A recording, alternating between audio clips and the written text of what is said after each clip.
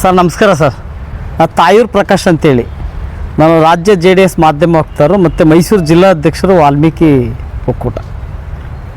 Sir 2025 ಅಂದರೆ ಕಳೆದ ವರ್ಷ 19/7/2025 ಕರ್ನಾಟಕಕ್ಕೆ ಒಟ್ಟು ನೀಟು ಅವಕಾಶ ಕಲ್ಪಿಸ್ಕೊಟ್ಟದ್ದು ಕರ್ನಾಟಕಕ್ಕೆ 9,133 ಸೀಟು ಕರ್ನಾಟಕಕ್ಕೆ. ಅದರಲ್ಲಿ ಪರಿಶಿಷ್ಟ ವರ್ಗಕ್ಕೆ 3%ನಂತೆ 346 ಸೀಟು ಅಲಾಟ್ಮೆಂಟ್ ಆಗಿದೆ ಕಳೆದ ವರ್ಷ ಅಂದರೆ 2025. ಸೊ ಈ ವರ್ಷ 2026 ವೈದ್ಯಕೀಯ ಸೀಟು ಅಂದರೆ ಹೋದ ಸಾರಿ ವೈದ್ಯಕೀಯ ಸೀಟೆ, ಈ ಸಾರಿ ವೈದ್ಯಕೀಯ ಸೀಟೆ. ಹೋದ ಸಾರಿಗಿಂತ ಈ ಸಾರಿ 11,225 ಸೀಟ್ ಅಲಾಟ್ಮೆಂಟ್ ಆಗಿದೆ. ಕಳೆದ ವರ್ಷ 9,133 ಇತ್ತು, ಈ ಸಾರಿ 11,225 ಸೀಟು ನಮ್ಮ ಕರ್ನಾಟಕಕ್ಕೆ ಅಲಾಟ್ ಆಗಿದೆ. ಸೊ 3% ಪ್ರಕಾರ ನಮ್ಮ ಪರಿಶಿಷ್ಟ ವರ್ಗಕ್ಕೆ 337 ಸೀಟು ಅಲಾಟ್ಮೆಂಟ್ ಆಗಬೇಕಾಗಿರ್ತಕ್ಕಂಥದ್ದು 3% ಸಂವಿಧಾನಾತ್ಮಕವಾಗಿ. ಸೊ ಈಗ ಏನು ಮಾಡಿದ್ದಾರೆ, ಕರ್ನಾಟಕ ಪರೀಕ್ಷಾ ಪ್ರಾಧಿಕಾರ ಕೊಟ್ಟಿರ್ತಕ್ಕಂಥ ಕರಪತ್ರ ಇದು ನಂದಲ್ಲ, ಪ್ರಾಧಿಕಾರದವರು ತಿಳಿಸಿರ್ತಕ್ಕಂಥ ಮಾಹಿತಿ. ಕೇವಲ 178 ಸೀಟ್ ಮಾತ್ರ ಅಲಾಟ್ಮೆಂಟ್ ಆಗಿದೆ. ಇನ್ನು ಉಳಿಕೆ 3% ಅಂತೆ, ಒಟ್ಟು 337 ಸೀಟ್ಗೆ ನಮಗೆ ಕೊಟ್ಟಿರ್ತಕ್ಕಂಥದ್ದು ಕೇವಲ 178. ಇನ್ನು ಉಳಿಕೆ 159 ಸೀಟು ಏನಾಗಿದೆ ಅಂತಕ್ಕಂಥದ್ದು ಭಾಳ ನಿಗೂಢವಾಗಿದೆ. ಸೊ ನಾನು ಹೇಳ್ತಾ ಇದ್ದೀನಿ, ರಾಜ್ಯ ಸರ್ಕಾರಕ್ಕೆ ಇದು ವ್ಯಾಪಾರ ಆಗಿದೆ ಅಂತಕ್ಕಂಥ ಒಂದು ಗುಮಾನಿ ಇದೆ. ನಾನು ಜಾಸ್ತಿ ಕೇಳ್ತಾರೆ 7% ಮತ್ತು ಸಂವಿಧಾನದಡಿಲಿ ಶೆಡ್ಯೂಲ್ 9ಗೆ ಸೇರಿಸಿದಾಗ 7% ಆಗುತ್ತೆ ಅಂತೇಳಿ ಅದು ಸದನದ ಒಳಗೆ ಮತ್ತು ಹೊರಗೆ ಮತ್ತು ನ್ಯಾಯಾಂಗದ ವ್ಯವಸ್ಥೆ ಒಳಗಡೆ ಚರ್ಚೆ ನಡೀತಾ ಇದೆ ಬಹುದಿನಗಳಿಂದ. ಅದು ಚರ್ಚೆ ಆಗಿ ಅದು ಸಮಸ್ಯೆ ಬಗೆಹರಿದಾಗ ನಮ್ಗೆ ಇನ್ನೂ ಜಾಸ್ತಿ ಸೀಟ್ ಸಿಗುತ್ತೆ. ಸೊ ಈಗ ನಾವು ಕೇಳ್ತಿರೋದು ಪರಿಶಿಷ್ಟ ವರ್ಗಕ್ಕೆ ಕೇವಲ 3% ಅಷ್ಟೇ ಕೇಳ್ತಾ ಇರೋದು. ಅಂದರೆ ನಮಗೆ ಆದೇಶ ಆಗಿರ್ತಕ್ಕಂಥದ್ದು ಕೇವಲ 3%, ಇನ್ನು 7% ಆಗಿಲ್ಲ. 15 ಇದ್ದದು 17 ಆಗಬೇಕು, 3 ಇದ್ದದು 7 ಆಗಬೇಕು ಅಂತ ಇದು ಚರ್ಚೆ ನಡೀತಾ ಇದೆ. ಅದಾಗತ್ತೆ, ಅದಾಗಲಿ. ಅದಕ್ಕೆ ಸನ್ಮಾನ್ಯ ಉಗ್ರಪ್ಪನವರು ಸದನದ ಹೊರಗೂ ಮಾತಾಡಿದ್ದಾರೆ, ಒಳಗಡೆನೂ ಮಾತಾಡಿದ್ದಾರೆ, ಮತ್ತು ರಾಜ್ಯಾದ್ಯಂತ ಪ್ರವಾಸ ಮಾಡಿ ಇವತ್ತು ಅವರು ಅದನ್ನು ಒಂದು ಕಾನೂನು ವ್ಯಾಪ್ತಿನಲ್ಲಿ ಹೋರಾಟಕ್ಕೆ ಇಳಿದಿದ್ದಾರೆ. ಅದು ಒಂದು ಕಡೆ ಇರಲಿ, ಅದಾಗತ್ತೆ. ಸೊ ಈಗೇನಾಗಿದೆ, ನಮಗೆ 3% ಕೊಡ್ತಕ್ಕಂಥದ್ರಲ್ಲಿ ಕಡಿತ ಮಾಡಿದ್ದಾರೆ. 3%ಅಲ್ಲಿ ಕೊಡಬೇಕಾಗಿರ್ತಕ್ಕಂಥ 337 ಸೀಟ್ನಲ್ಲಿ ಕೇವಲ 178 ಸೀಟ್ ಕೊಟ್ಟು 259 ಸೀಟ್ನ ಕೋತ ಮಾಡಿದ್ದಾರೆ. ಸೊ ಕರ್ನಾಟಕ ಪರೀಕ್ಷಾ ಪ್ರಾಧಿಕಾರ ಏನು ಹೇಳ್ತಾ ಇದೆ, 8ನೇ ತಾರೀಕು 2026 8ನೇ ತಿಂಗಳಲ್ಲಿ ರಾತ್ರಿ 12 ಗಂಟೆಲಿದ್ದ ಅನೌನ್ಸ್ ಮಾಡಿ 18ನೇ ತಾರೀಕು 8ನೇ ತಿಂಗಳಲ್ಲಿ ಕೇವಲ 8 ದಿನಕ್ಕೆ ಇದನ್ನ ಕಟಾಪ್ನ ಲಾಸ್ಟ್ ಮಾಡಿ ಈ ಸೀಟನ್ನು ಬೇರೆ ಕಡೆ ಖಾಸಗಿ ಶಿಕ್ಷಣ ಸಂಸ್ಥೆಗೆ ಇದನ್ನು ಮಾರಾಟ ಮಾಡ್ತಾ ಇದ್ದಾರೆ ಅಂತಕ್ಕಂಥ ಒಂದು ಗುಮಾನಿ ನಮಗಿದೆ.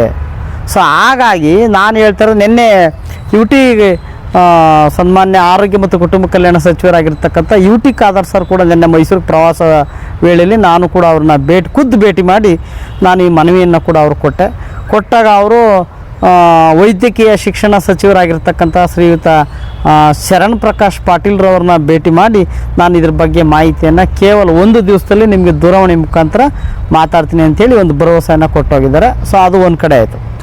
ಈಗ ನಾಳೆ ರಾಜ್ಯದ ಮುಖ್ಯಮಂತ್ರಿಗಳು ಮತ್ತು ರಾಜ್ಯ ಮುಖ್ಯ ಕಾರ್ಯದರ್ಶಿಗಳಿಗೆ ಮತ್ತು ವೈದ್ಯಕೀಯ ಶಿಕ್ಷಣ ಸಚಿವರಿಗೆ ಮತ್ತು ಘನವೆತ್ತ ರಾಜ್ಯಪಾಲರಿಗೆ ಮತ್ತು ಕರ್ನಾಟಕ ಪರೀಕ್ಷಾ ಪ್ರಾಧಿಕಾರದ ಕಾರ್ಯದರ್ಶಿಗಳಿಗೆ ನಾನು ಮನವಿನೂ ಕೂಡ ನಾಳೆ ಸಲ್ಲಿಸೋದಕ್ಕೆ ಕೂಡ ನಾನು ಹೋಗ್ತಾ ಇದ್ದೀನಿ. ಸೊ ಈಗ ಕೇವಲ 3 ದಿವಸ ಉಳ್ಕೊತದೆ.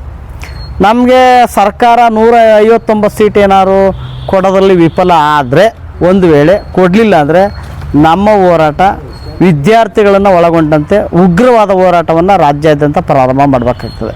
ಎಲ್ಲ ಮುಗ್ದೇ ಹೋಗಿರುತ್ತಲ್ಲ ಅವಾಗ ನೀವು ಅಲ್ಲ, ಈಗ ನಾವು ನಾಳೆನೇ ಪ್ರಾರಂಭ ಮಾಡ್ತೀವಿ. ಇದಕ್ಕೆ ನಾಳೆನೇ ಪ್ರಾರಂಭ ಮಾಡ್ತೀವಿ, ಟೈಮು ಕಡಿಮೆ ಇರೋದ್ರಿಂದ ಮತ್ತೆ ಎಕ್ಸ್ಟೆಂಡ್ ಮಾಡಿಸ್ತೀವಿ. ಒಂದು ವೇಳೆ ನಮಗೆ ನ್ಯಾಯ ಸಿಗ್ತಿಲ್ಲ ಅಂತ ಹೇಳಿದ್ರೆ ಇದರ ಆಧಾರದ ಮೇಲೆ ನಾವು ನ್ಯಾಯಾಲಯಕ್ಕೂ ಕೂಡ ಮೊಕದ್ದಮೆಯನ್ನು ಹಾಕ್ತಕ್ಕಂಥ ಕೆಲಸವನ್ನಕ್ಕೂ ಕೂಡ ನಾವು ಕಾರ್ಯಪ್ರವೃತ್ತರಾಗ್ತೀವಿ. ಅಲ್ಲ, JDS ಇಂದ ನಿಮಗೆ ಜ್ವಲಂತ ಸಮಸ್ಯೆಗಳು ರಾಜ್ಯದಲ್ಲಿ ಅಷ್ಟೊಂದು ಇದ್ರೂ ಅದೇನು ಪರಿಶಿಷ್ಟ ವರ್ಗದ ಮಾತ್ರ ತಗೋತಾ ಇದ್ರೆ ಬೇರೆ ಏನು ಅಲ್ಲ, JDS ರಾಜ್ಯ ಮಾಧ್ಯಮ ವಕ್ತಾರರಾಗಿರೋದ್ರ ಜೊತೆಗೆ ನಾನು ಮೈಸೂರು ಜಿಲ್ಲಾ ವಾಲ್ಮೀಕಿ ಒಕ್ಕೂಟದ ಜಿಲ್ಲಾಧ್ಯಕ್ಷರಾಗಿ ನನ್ನ ಸಮಾಜದ ಕಾಳಜಿಯನ್ನು ಕೂಡ ನಾನು ಜೊತೆಲಿ ತಗೊಂಡು ಹೋಗ್ತಾ ಇರ್ತೀನಿ. ಸಮಾಜದ ಕೆಲಸನೂ ಜೊತೆಲಿ ಮಾಡ್ಕೊತಾ ಇರ್ತೀನಿ. ಸಮಾಜದನ್ನು ಮಾಡಬೇಕಾಗ್ತದೆ. ಆದರೆ ಈಗಾಗಲೇ ಟೌನ್ಶಿಪ್, ಬಿಡದಿ ಟೌನ್ಶಿಪ್ ಹಲವಾರು ಹೋರಾಟಗಳು ನಡೀತಾ ಇದ್ದಾವೆ. ಅಲ್ಲಿ ಅದಕ್ಕೂ ಭಾಗವಹಿಸಿದ್ದೆ ನಾನು. ಅದನ್ನೇ ಇವತ್ತು ಪೋಸ್ಟ್ಪೋನ್ ಆಯಿತು. 18ನೇ ತಾರೀಕು ಫ್ರೀಡಮ್ ಪಾರ್ಕಲ್ಲಿದೆ, ಅದಕ್ಕೂ ಹೋಗ್ತೀನಿ. ನಾನು JDSನಲ್ಲಿ ಸಕ್ರಿಯವಾಗಿ ಕಾರ್ಯಕ್ರಮಗಳು ಭಾಗವಹಿಸ್ತೀನಿ, ಹೋಗ್ತಾ ಇರ್ತೀನಿ. ನಿಮ್ಮ ಸಮುದಾಯದಲ್ಲಿರ್ತಕ್ಕಂಥ ಸಚಿವರಾಗ್ಬೋದು, ಶಾಸಕರಾಗ್ಬೋದು, ಅವ್ರಿಗೆ ಯಾರಿಗೂ ಕಣ್ಣು ಮೂಗು ಕಿವಿ ಇಲ್ಲ, ಅವ್ರಿಗೆ ಎಲ್ಲ ಮಲಗಿದ್ದಾರೆ. ಅವರು ನಿಷ್ಕ್ರಿಯ ಆಗಿದ್ದಾರೆ. ಅವರು ನಿಷ್ಕ್ರಿಯ ಆಗೋಗಿದ್ದಾರೆ. ಅವರು ಇಡೀ ರಾಜ್ಯದಲ್ಲಿ ನಮ್ಮ ಪರಿಶಿಷ್ಟ ವರ್ಗಕ್ಕೆ ಸಂಬಂಧಪಟ್ಟಂತೆ ಸನ್ಮಾನ್ಯ ಮಾಜಿ ಸಂಸತ್ ಸದಸ್ಯರಾಗಿರ್ತಕ್ಕಂಥ VS ಉಗ್ರಪ್ಪನವರೊಬ್ಬರು ಬಿಟ್ಟರೆ ಇನ್ಯಾರೂ ಕೂಡ ಈ ಸಮಾಜದ ಬಗ್ಗೆ ಚಕಾರ ಎತ್ತಾ ಇಲ್ಲ. ಸೊ ನನ್ನ ಪ್ರಕಾರ ನಾನು ಹೇಳ್ಬೇಕಂದ್ರೆ ಉಗ್ರಪ್ಪನವರೊಬ್ಬರೇ ಅವ್ರು ನಿಜವಾಗ್ಲೂ ಅನ್ನ ಊಟ ಮಾಡ್ತಾಯಿದ್ದಾರೆ. ಇನ್ನು ಬೇರೆಯವ್ರು ಏನು ತಿಂತಾವ್ರೆ ಅಂತ ನನಗೆ ಗೊತ್ತಿಲ್ಲ. ಅದನ್ನ ಉಗ್ರಪ್ಪನವ್ರು ಮಾತ್ರ ಅನ್ನ ತಿಂತಾವ್ರೆ, ಮಿಕ್ತವ್ರು ಅನ್ನ ತಿಂತಾ ಇಲ್ಲ, ಅವ್ರು ಬೇರೆ ಏನೋ ತಿಂತಾ ಇದ್ದಾರೆ ಅಂತ ಹೇಳ್ಬೇಕೀಗ. ಹಾಗಾದ್ರೆ ನಿಮ್ಮ ಸಮುದಾಯ, ನಿಮ್ಮ ಸಮಾಜ ಬೇರೆ ಯಾರಿಗೂ ಅವಾಗ ಅವಶ್ಯಕತೆ ಇಲ್ಲ. ಅಲ್ಲ, ಅವ್ರಿಗೆ ಅವಶ್ಯಕತೆ ಇದ್ದಿದ್ರೆ ಇಂಥ ದೊಡ್ಡ ಸಮಸ್ಯೆಗಳನ್ನ ಅವರು ಒಳಗಡೆ ಹೊರಗಡೆ ಚರ್ಚೆ ಮಾಡಬೇಕಾಗಿತ್ತು. ಇದು ಸಣ್ಣ ಪುಟ್ಟ ವಿಚಾರ ಅಲ್ಲ. ಇದು 159 ಮೆಡಿಕಲ್ ಸೀಟು ನಮ್ಮ ಸಮಾಜದ ಮಕ್ಕಳಿಗೆ ಇವತ್ತು ಕೋತ ಆಗ್ತಿದೆ ಅಂತ ಹೇಳಿದ್ರೆ ಅವ್ರಿಗೆ ಏನು ಹೇಳಬೇಕು ಅನ್ನೋದು ನನಗೆ ಅರ್ಥ ಆಗ್ತಿಲ್ಲ. ಅವ್ರು ಏನಾಗಿದ್ದಾರೋ, ಏನು ಹೇಳಬೇಕು, ಅವ್ರು ಎಲ್ಲಿ ಮಲಗಿದಾರೋ, ಏನು ಕತೆ ಗೊತ್ತಿಲ್ಲ ಅವ್ರಿಗೆ. ಪರಿಶಿಷ್ಟ ವರ್ಗದ ಹೆಸರನ್ನು ಹೇಳ್ಕೊಂಡು ಚುನಾಯಿತರಾಗಿರ್ತಾರಲ್ಲ, ಅವ್ರಿಗೆ ಏನು ಹೇಳಕ್ಕೆ ಇಷ್ಟಪಡ್ತೀರಿ? ಅಲ್ಲ, ಅವರು ನಿಜಕ್ಕೂ ಗೆಲ್ಲೋದಕ್ಕೆ ಜಾತಿ ಬೇಕು ಅಷ್ಟೇ, ಗೆದ್ಮೇಲೆ ಜಾತಿ ಬೇಡ ಅವ್ರಿಗೆ. ಗೆಲ್ಲೋದಕ್ಕೆ ಅಷ್ಟೇ ಜಾತಿ. ಆ ಪರಿಶಿಷ್ಟ ವರ್ಗದಲ್ಲೇ ಸಂವಿಧಾನದಡಿಲಿ ಆ ಸೌಲಭ್ಯ ಪಡ್ಕೊಳ್ಳೋಕ್ಕಷ್ಟೇ, ಆ ಸಂವಿಧಾನದಡಿಲಿ ಅವರು ಸೌಲಭ್ಯ ಪಡ್ಕೊಳ್ಳೋಕ್ಕಷ್ಟೇ ಸೀಮಿತರಾಗಿದ್ದಾರೆ. ಆ ಸೌಲಭ್ಯ ಪಡ್ಕೊಂಡ್ಮೇಲೆ ಜಾತಿ ಬೇಡ ಅವ್ರಿಗೆ. ಗೆಲ್ಲೋದಕ್ಕೆ ಜಾತಿ ಬೇಕು, ಗೆದ್ಮೇಲೆ ಜಾತಿ ಬೇಡ, ಗೆಲ್ಲೋದಕ್ಕೆ ಜಾತಿ ಬೇಡ. ಸೊ ಇವ್ರು ನಿಜಕ್ಕೂ ಹೇಳ್ಬೇಕು ಅಂದರೆ ನಿಜವಾದ ಸಂವಿಧಾನದ ವಿರೋಧಿಗಳು ಯಾರು ಇದ್ದರೆ ಈ ಪರಿಶಿಷ್ಟ ವರ್ಗ ಸಮಾಜದಿಂದ ಗೆದ್ದಿರ್ತಕ್ಕಂಥ ಪ್ರತಿಯೊಬ್ಬ ಶಾಸಕರು, ಮಂತ್ರಿಗಳು ಕೂಡ ಇದರ ವಿರೋಧಿಗಳು ಅಂತ ನನ್ನ ಅಭಿಪ್ರಾಯ. ಎಲ್ಲ ಪಕ್ಷದ ಇದರಲ್ಲಿ JDS, BJP, ಕಾಂಗ್ರೆಸ್ 3 ಪಕ್ಷದಲ್ಲಿ ಇರ್ತಕ್ಕಂಥ ಪರಿಶಿಷ್ಟ ವರ್ಗದ ಸಮಾಜದ ST ವರ್ಗದ ST ಸಮಾಜದ ಶಾಸಕರು, ಮಂತ್ರಿಗಳು ಎಲ್ರಿಗೂ ಸೇರಿಸಿ ಹೇಳ್ತಾ ಇರೋದು. ನಾನು ಕಾಂಗ್ರೆಸ್ ಅಂತ ಹೇಳ್ತಾ ಇಲ್ಲ, BJP ಅಂತ ಹೇಳ್ತಿಲ್ಲ.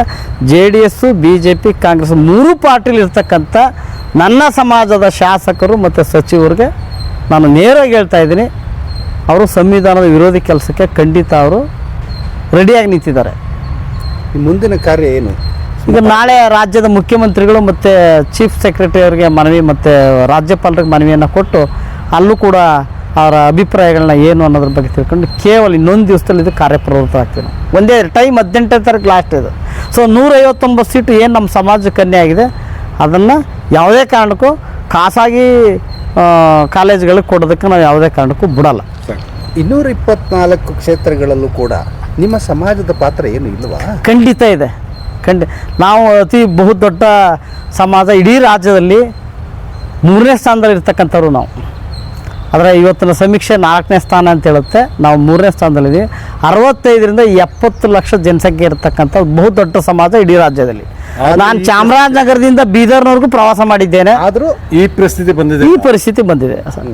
VS ಉಗ್ರಪ್ಪನವ್ರ ಜೊತೆ ಚಾಮರಾಜನಗರದಿಂದ ಹಿಡಿದು ಬೀದರ್ನವ್ರಿಗೆ ಶೆಡ್ಯೂಲ್ 9 ವಿಚಾರವಾಗಿ ಸಂವಿಧಾನಾತ್ಮಕವಾಗಿ ನಮ್ಗೇನು ಕಾಂಗ್ರೆಸ್, ನೀವು JDS, ಹೇಗೆ ಇದು? ಅಲ್ಲ, ಇಲ್ಲಿ ನಾನು ಕಾಂಗ್ರೆಸ್, JDS, BJP ಅಂತ ಹೇಳ್ತಾ ಇಲ್ಲ.